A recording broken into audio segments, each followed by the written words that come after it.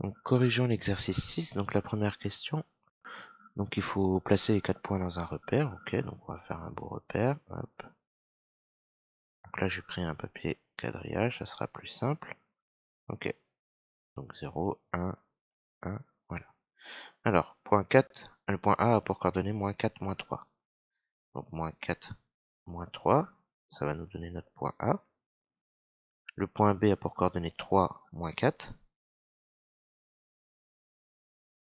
Donc là on a notre point B. Notre point C a pour coordonnées donc 8, 1. Donc 4, 5, 6, 7, 8. Coordonnées 1. Alors je suis d'accord, il n'est pas bien droit le trait, mais vous avez compris l'idée. Et D de coordonnées 1, 2. Ok. Donc voilà, maintenant pour la question 2, il faut conjecturer la nature du quadrilatère ABCD. Donc on le trace. Ok. Là comme ça, quand on regarde, on voit que c'est un parallélogramme. Et on pense même que c'est peut-être sûrement un peu mieux qu'un parallélogramme. On dirait que c'est un losange. Donc ABCD semble être un losange. Et enfin, la dernière question. Donc je remets les coordonnées à droite là. On va peut-être en avoir besoin. Moins 4, moins 3. B de coordonnées 3, moins 4. C de coordonnées 8, 1. Et D de coordonnées 1, 2. On va peut-être en avoir après. En avoir besoin après. Donc la question 3, il faut démontrer que notre conjecture est juste ou fausse, mais au moins il faut démontrer que ça semble être un losange. Alors, si vous ne savez plus, juste en dessous du document de votre feuille d'exercice, vous avez un petit rappel sur comment on fait pour démontrer que c'est un losange. Donc on doit démontrer que c'est un losange. Pour démontrer que c'est un losange, on doit d'abord, dans un premier temps, démontrer que c'est un parallélogramme, et ensuite avoir l'une des deux propriétés en dessous, c'est-à-dire deux côtés consécutifs de même longueur, ou diagonale perpendiculaire. Alors diagonale perpendiculaire, c'est pas évident, hein, on pourrait penser donc trouver le milieu, ok, et puis pourquoi pas faire un théorème de Pythagore, pour avoir un angle droit quelque part.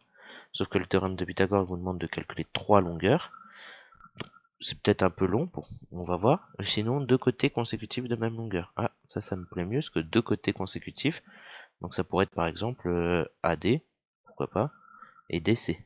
Donc il faut qu'ils soient consécutifs. Ou alors AB et AD, pourquoi pas, j'ai pris au hasard AD et DC. S'ils sont de la même longueur, c'est bon, c'est un losange. Mais dans un premier temps, il faut démontrer, ce que j'ai entouré en rouge à gauche, que c'est un parallélogramme. On a vu à plusieurs reprises comment démontrer qu'un quadrilatère est un parallélogramme. On a vu deux méthodes essentiellement, dernièrement, c'est-à-dire soit avec les vecteurs, en regardant si le vecteur, regardez bien, A, B et le vecteur DC sont égaux, ou bien en regardant le milieu des deux diagonales.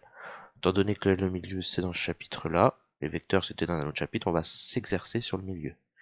Donc on regarde d'abord si c'est un parallélogramme, donc on pose M le milieu d'une diagonale, donc par exemple AC. On va poser N le milieu de l'autre diagonale, donc l'autre diagonale CBD, et on calcule les coordonnées du milieu. Donc XM, si on applique la formule, c'est XA plus XC sur 2. On calcule. XA, c'est moins 4. XC, c'est 8. Vous avez les coordonnées dans l'entouré à droite. Sur 2. Moins 4 et 8, 4. Sur 2, 2. YM, c'est quoi? Donc YA plus YC sur 2. YA, c'est moins 3. YC, c'est 1. Le tout divisé par 2, donc moins 2 sur 2, moins 1. Donc, M a pour coordonnées 2, moins 1. Effectuons le même calcul ici pour les coordonnées de N. Donc xn, c'est xb plus xd sur 2. Donc xb, 3, xd, 1, tout sur 2, 4 sur 2, 2. Ça tombe bien. Yn, c'est yb plus yd sur 2. Yb, c'est moins 4. Yd, c'est 2. Moins 4 plus 2, ça fait moins 2 sur 2, moins 1. Et donc, on remarque que le point N a un pour coordonnées 2, moins 1. C'est-à-dire les mêmes coordonnées que M. Autrement dit, M égale N. Donc les diagonales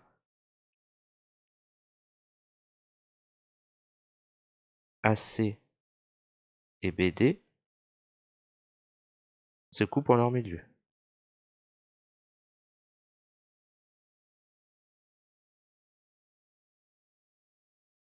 S'ils se coupent en leur milieu, ça veut dire que ABCD est un parallélogramme. Et j'abrège parallélogramme. Il faut l'écrire en toutes lettres dans une copie. Là, on peut se permettre d'abréger. Voilà. Maintenant, on a dit, donc on reprend, ça c'est fait. Parallélogramme, je le raille, c'est fait. Pour démontrer que ça soit un losange, il faut démontrer que deux côtés consécutifs sont de même longueur. Nous, sur le schéma, moi j'avais décidé de prendre AD et DC. Vous pouvez prendre deux autres côtés, c'est pas très important, il faut juste que ça suive. Donc deux côtés consécutifs. AD, AB c'était bon, AB, BC c'était bon aussi, bref, plein de choses marchent. Moi j'ai pris AD et DC, donc il faut calculer ces deux longueurs. Je vais me permettre d'effacer ce que je viens d'écrire. Donc pareil, si vous voulez prendre le temps de noter, vous mettez sur pause. Moi j'efface. Ici, le but c'est de pouvoir faire la suite sur le même document. Hop, on sait que c'est un parallélogramme. Donc j'efface même ça, on s'en fiche maintenant. Donc la suite du 3. On a dit qu'il fallait que AD soit égal à DC, donc on calcule la distance AD. Donc on applique la formule xd moins xa au carré plus yd moins yk au carré. Je prends la racine carrée de tout ça. Je remplace xd c'est 1, xa moins 4, donc moins 4, le tout au carré. Yd c'est 2, yk moins 3, donc moins 3 au carré, et je prends la racine carrée de tout ça. On calcule 1 moins 4, ça fait 5, 5 au carré. 2 moins 3, ça fait 5 aussi, donc 5 au carré. 5 au carré, 25, et 25, 50. Donc ça fait racine carrée de 50, qu'on peut aussi simplifier en 5 racines de 2. Il n'y a pas de problème.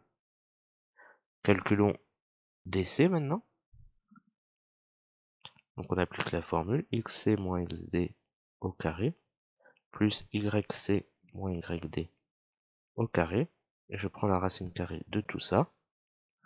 xc, donc 8, moins xd, donc moins 1 au carré, plus yc 1, moins yd, donc moins 2 au carré. Je calcule ça. 8 moins 1, 7 au carré. 1 moins 2, moins 1 au carré. Très bien. 7 au carré, 49. Moins 1 au carré, 1. 49 et 1, 50. Pareil, si vous simplifiez en 5 racines de 2, c'est bon. Donc, dans tous les cas, on a donc que AD est égal DC. Comme c'est un parallélogramme qui a deux côtés consécutifs égaux, alors c'est un losange.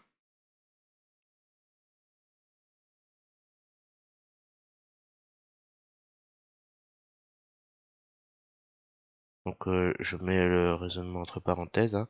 Parallélogramme plus deux côtés consécutifs